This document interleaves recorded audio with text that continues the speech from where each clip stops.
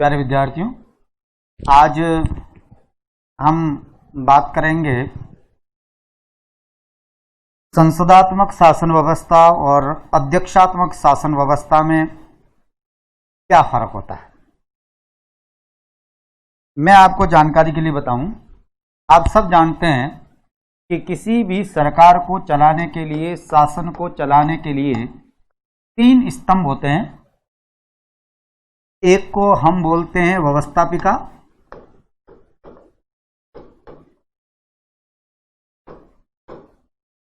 दूसरे को हम कहते हैं कार्यपालिका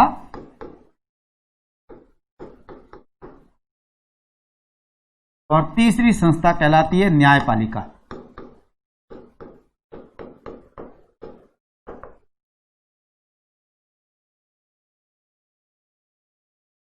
आप अच्छी तरीके से जानते हैं कि खासतौर से न्यायपालिका का कार्य होता है निर्णयन का, कार्यपालिका का काम होता है क्रियान्वयन का, एग्जीक्यूट करने का, और विधायिका का कार्य होता है कानून के निर्माण करने का।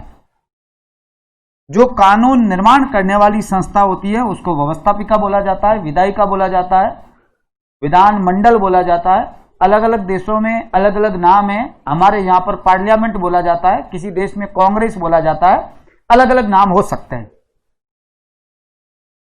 कार्यपालिका का काम क्रियान्वयन का है और न्यायपालिका खास तौर से विशिष्ट और तकनीकी कार्य करती है, निर्णयन का कार्य होता है। इसलिए न्यायपालिका जनरली, मैं आपको बता दूं, आज के लोकतांत्रिक युग के अंदर ऐसा कोई देश नहीं है जहां पर न्यायपालिका स्वतंत्र और सर्वोच्च नहीं है। सर्वोच्च नहीं होगी मगर स्वतंत्र पक्का होगी। यानी न्यायपालिका यह, इसका अस्तित्व स्वतंत्र होता है, ये अपना स्वतंत्र अस्तित्व रखती है। किसी भी देश में, चाहे यूके देख लें, चाहे यूएसए देख लें, चाहे भारत देख लें, चाहे पाकिस्तान देख लें, कोई फर्क नहीं पड़ता। न्यायपालिका अपने आप में विशिष्ट और तकनीकी कार्य के कारण स्वतंत्र होती है और यह अपना कार्य अलग है। अब सवाल है, बहुत अच्छी तरीके से समझिए यहां, कि कार्यपालिका और व्यवस्थापिका के बीच संबंध कैसे हैं। इस आधार पर हम दुनिया की शासन व्यवस्थाओं को 2 भागों में बांटते हैं। एक को कहते हैं संसदात्मक और एक को कहते हैं अध्यक्षात्मक, यानी parliamentary system and presidential system. Parliamentary system क्या होता है? पार्लियामेंट्री सिस्टम में यह होता है कि जो कार्यपालिका होती है वो विद्यार्थियों व्यवस्थापिका के प्रति उत्तरदायी होती है, और जहां भी कार्यपालिका व्यवस्थापिका के प्रति उत्तरदायी होगी वहां पर विधायिका की सर्वोच्चता होगी, और यह विधायिका सर्वोच्च होने के कारण इसे पार्लियामेंट्री सिस्टम कहते हैं। देखिए, ब्रिटेन में व्यवस्थापिका को पार्लियामेंट कहते हैं,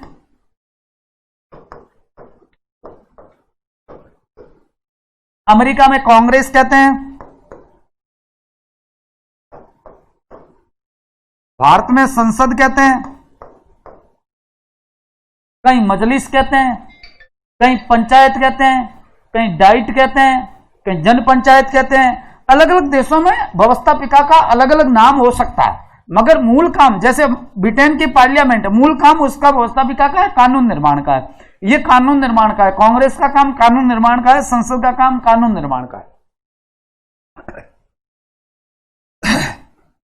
कार्यपालिका जहां भी उत्तरदायी इसके प्रति होगी तो सर्वोच्चता किसकी होगी? संसद की होगी। इसलिए यह सिस्टम कैसा कहलाएगा? संसदात्मक व्यवस्था कहलाएगा। यानी संसदात्मक व्यवस्था के अंदर संसद की सर्वोच्चता होती है, संसद सुपरमेसी होती है। कार्यपालिका संसद के प्रति उत्तरदायी होती है, वहां संसदात्मक शासन व्यवस्था होती है। और जहां भी संसदात्मक शासन व्यवस्था होगी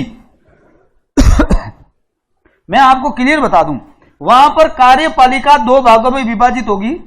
एक होगी नाम मात्र की कार्यपालिका और एक होगी विद्यार्थियों वास्तविक कार्यपालिका। यह तय है, इसमें कोई शक नहीं है। कैसा होगा? मैं आपको बताऊं, भारत में हमारे यहां पर कार्यपालिका संसदीय शासन व्यवस्था है, क्योंकि जो कार्यपालिका है वो किसके प्रति उत्तरदायी है? लोकसभा के प्रति। लोकसभा पार्लियामेंट का हिस्सा है, संसद का हिस्सा है, इसके प्रति उत्तरदायी है। इसलिए यहां पर भी हमारे भी कार्यपालिका दो प्रकार की है। नाम मात्र की कार्यपालिका, जिसको अपन राष्ट्रपति कहते हैं, नाम मात्र का मुखिया होता है, इसे हेड ऑफ स्टेट बोला जाता है। यानी जहां भी संसदीय शासन व्यवस्था होगी वहां हेड ऑफ स्टेट नाम मात्र का मुखिया होगा, जबकि वास्तविक शक्ति होगी वो वहां की मंत्री परिषद में होगी, मिनिस्टर ऑफ काउंसिल में होगी। और मिनिस्टर ऑफ काउंसिल का मुखिया होता है पीएम, और PM he head of the government होता है। पीएम जो होता है वो हेड ऑफ गवर्नमेंट कहलाता है। ये वास्तविक प्रधान होता है, वास्तविक शक्तियां इसमें होती है और नाम मात्र की शक्तियां इसमें होती है। जहां भी तीसरी बात, जहां भी संसदीय शासन व्यवस्था होगी वहां पर ये जो मंत्रिमंडल वास्तविक कार्यपालिका है ये सामूहिक उत्तरदायित्व के आधार पर काम करेगी, कलेक्टिव रेस्पॉन्सिबिलिटी होगी। और इस मंत्री परिषद की जो वास्तविक सामूहिक उत्तरदायित्व होगा वो मैं आपको जानकारी के लिए बताऊं, ये सामूहिक उत्तरदायित्व है ये हमारे देश में लोकसभा के प्रति है, और जहां पर जैसे मैं आपको बताऊं ब्रिटेन के अंदर जो है हाउस ऑफ कॉमन्स के प्रति है, निम्न सदन जो पार्लियामेंट का निम्न सदन है उसके प्रति होती है। यानी ये संसद के निम्न सदन के प्रति उत्तरदायी होगी, लोकसभा के प्रति उत्तरदायी होगी। और दूसरी बात, मंत्री परिषद के जो सदस्य होंगे वो व्यवस्थापिका के सदस्य होंगे। यदि वो व्यवस्थापिका के सदस्य नहीं है तो हमारे देश में प्रावधान है कि 6 महीने के अंदर अंदर उसे संसद के दोनों सदनों में से किसी भी सदन की सदस्यता लेनी पड़ेगी, अन्यथा वो सदस्य नहीं रहेगा। यानी विधायिका का जो रेस्पॉन्सिबिलिटी है वो कार्यपालिका का जो उत्तरदायित्व है, रेस्पॉन्सिबिलिटी है, वो कलेक्टिव रेस्पॉन्सिबिलिटी है और वो संसद के निम्न सदन के प्रति उत्तरदायित्व है। जब तक निम्न सदन के अंदर बहुमत रहेगा तब तक वहां पर मंत्री परिषद काम करेगी, और जिस दिन बहुमत नहीं रहेगा तब से वो काम नहीं करेगी। यानी जब तक इसका विश्वास मंत्री परिषद का लोकसभा में है तब तक सरकार है। वर्तमान में एनडीए की गवर्नमेंट है। एनडीए की गवर्नमेंट इसलिए है कि लोकसभा के अंदर एनडीए का बहुमत है, और जिस दिन एनडीए का बहुमत नहीं होगा अविश्वास आ जाएगा और सरकार चली जाएगी। और ऐसा बहुत बार हुआ है, कहने की जरूरत नहीं है, एग्जाम्पल देने की जरूरत नहीं है, पर यह आपको समझने की जरूरत है कि पार्लियामेंट्री सिस्टम के अंदर सत्ता का केंद्र संसद होती है। कार्यपालिका 2 भागों में विभाजित होती है, नाम मात्र की और वास्तविक। वास्तविक कार्यपालिका का मुखिया हेड ऑफ द गवर्नमेंट कहलाता है, और नाम मात्र की कार्यपालिका का हेड होता है उसे हेड ऑफ स्टेट कहा जाता है। अलग अलग, हमारे यहां पर हेड ऑफ स्टेट को राष्ट्रपति कहते हैं, ब्रिटेन में क्राउन कहते हैं। जहां पर राजतंत्रात्मक व्यवस्था है वहां वंशानुगत हेड ऑफ स्टेट होता है, और जहां पर विद्यार्थियों गणतंत्रीय शासन व्यवस्था है वहां पर आप जानते हैं कि हेड ऑफ स्टेट होगा वो जनता द्वारा प्रत्यक्ष या अप्रत्यक्ष रूप से चुना हुआ होगा। हमारे राष्ट्रपति का चुनाव इंडायरेक्ट होता है, जनता द्वारा चुना जाता है, ये वंशानुगत नहीं होता है। इसलिए भारत क्या है? गणतंत्र है। मगर हमारे यहां सिस्टम कैसा है? पार्लियामेंट्री सिस्टम है। अब मेरी एक बात समझिए, जहां पर अध्यक्षात्मक शासन व्यवस्था होगी, बात मैं कर रहा हूं कार्यपालिका और व्यवस्थापिका के संबंधों की बात, और जहां भी अध्यक्षात्मक शासन व्यवस्था होगी वहां क्या होगा? वहां पर जो कार्यपालिका है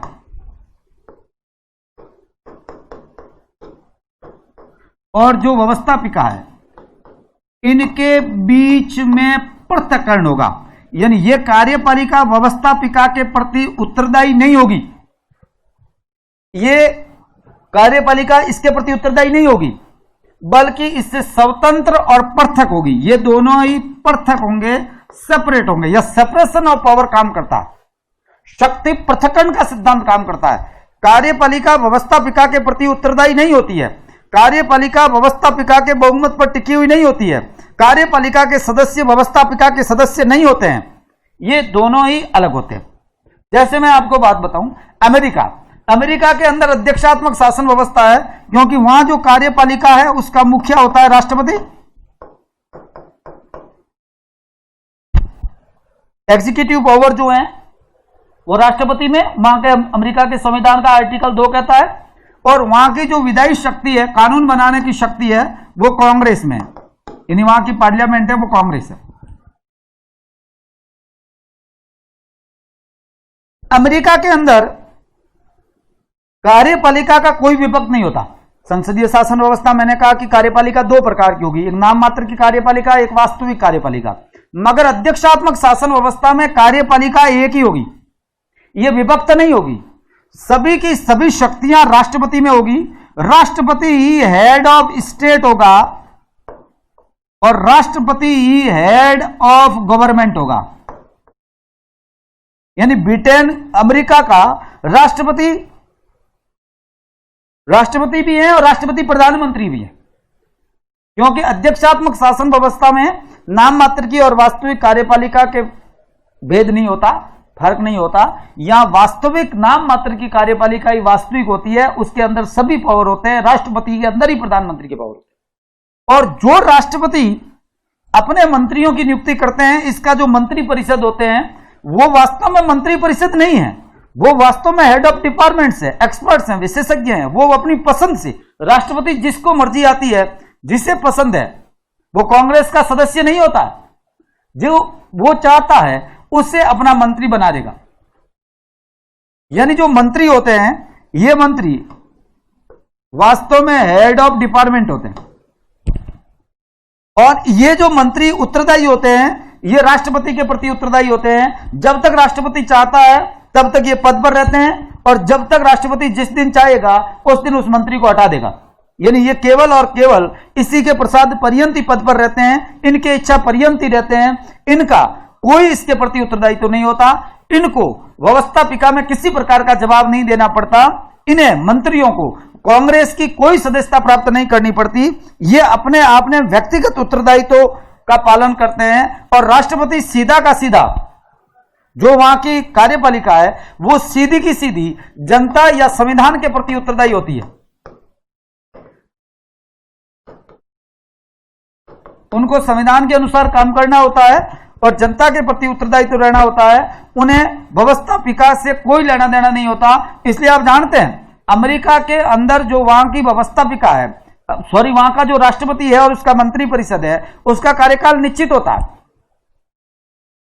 हमारे यूं नहीं है कि चौधरी शरण सिंह 5.5 महीने में चले गए, ऐसा नहीं होता, क्योंकि यह पार्लियामेंट्री सिस्टम है। जब तक आपका लोकसभा में बहुमत है तब तक रहेंगे, और लोकसभा में बहुमत नहीं है, आप एक दिन भी नहीं रह सकते।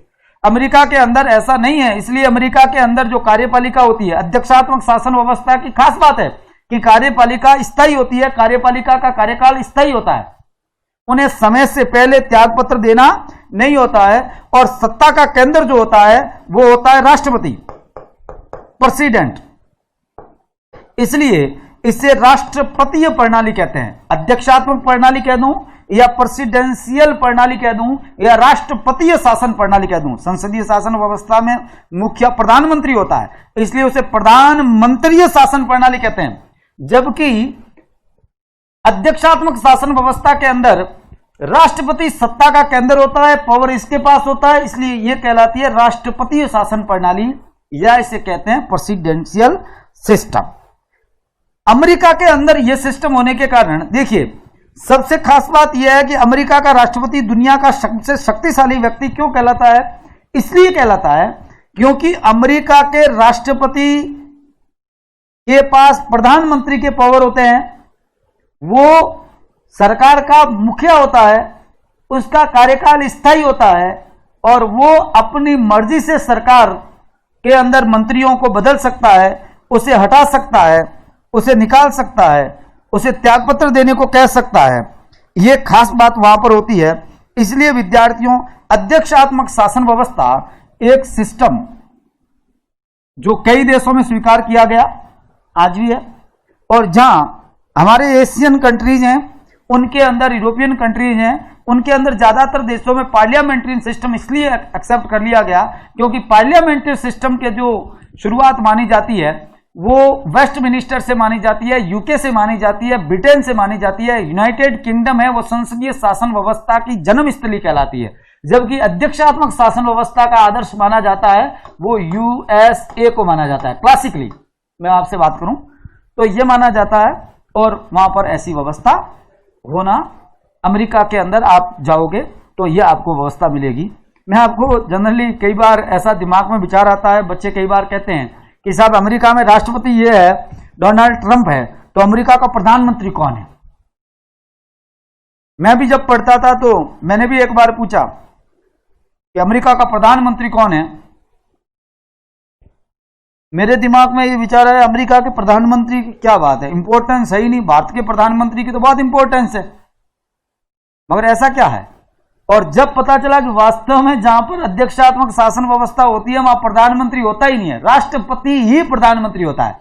अब दूसरी बात, आपके दिमाग में विचार आ रहा होगा कि साहब है वहां राष्ट्रपति होता है और राष्ट्रपति प्रधानमंत्री होता है, तो आप ये क्यों नहीं कहते कि प्रधानमंत्री राष्ट्रपति होता है?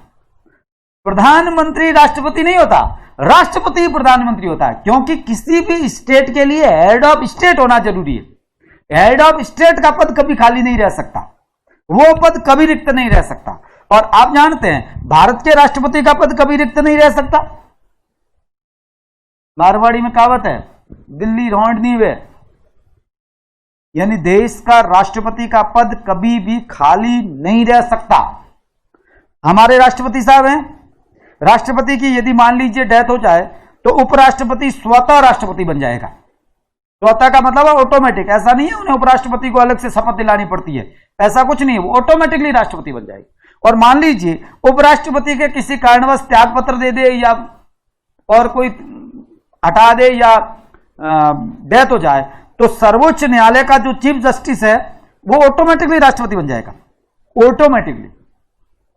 मान लीजिए चीफ जस्टिस त्याग पत्र दे दे तो सर्वोच्च न्यायालय का वरिष्ठ न्यायाधीश ऑटोमेटिकली राष्ट्रपति बन जाएगा। और आप जानते हैं सर्वोच्च न्यायालय में 33 जजेज हैं और एक चीफ जज है, एक राष्ट्रपति, एक उपराष्ट्रपति, ये पद एक साथ खाली नहीं होते, ये कभी भी ऐसी स्थिति नहीं आती। और आपको एक बहुत अच्छी बात बताना चाहता हूं, अमेरिका में भी ऐसा ही है।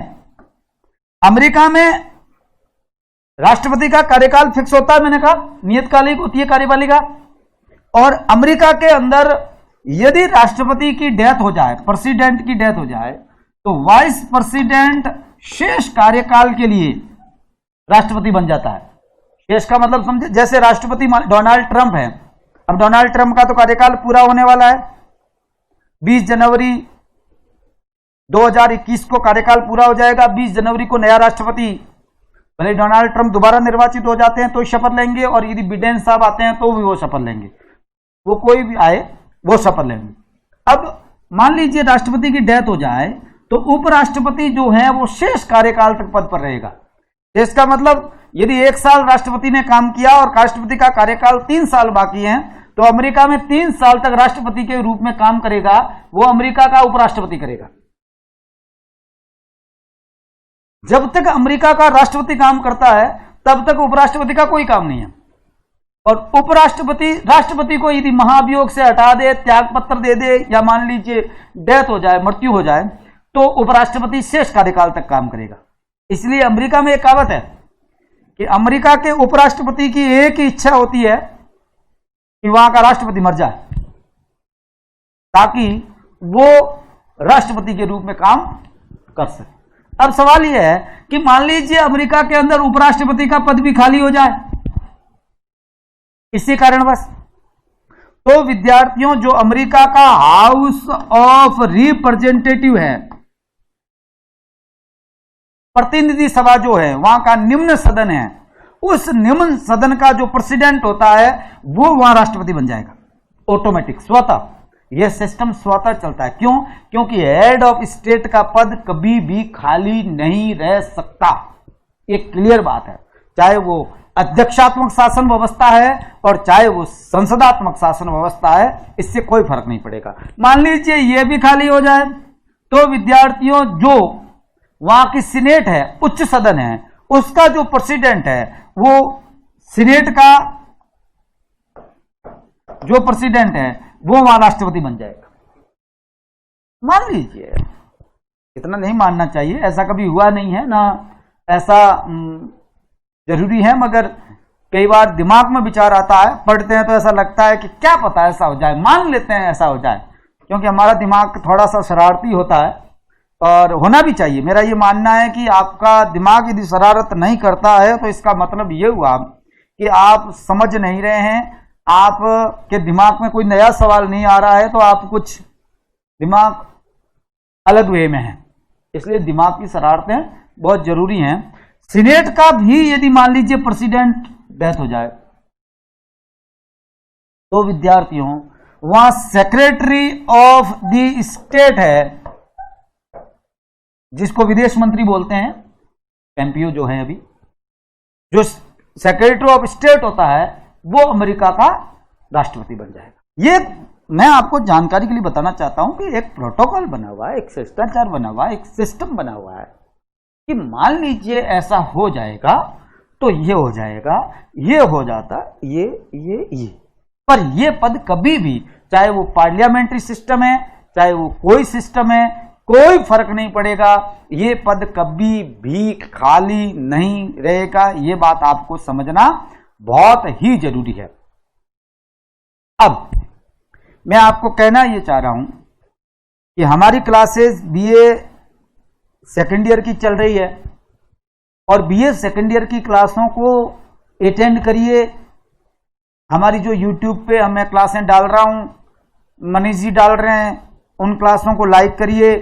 लाइक करो मत करो, पर कम से कम उसे आप अपने स्टूडेंट तक पहुंचाइए ताकि वो समझे, पढ़े, क्योंकि विद्यार्थियों कोरोना का टाइम है और इस टाइम के अंदर हमारी आमने सामने मुलाकात नहीं हो सकती। मैं केवल और केवल आपको ऑनलाइन ही इसके बारे में बता सकता हूं। इसलिए मेरा कहना मानिए, आप थोड़ी सी ईमानदारी के साथ ये काम बहुत अच्छी तरीके से करिए और इसको आगे बढ़ाइए।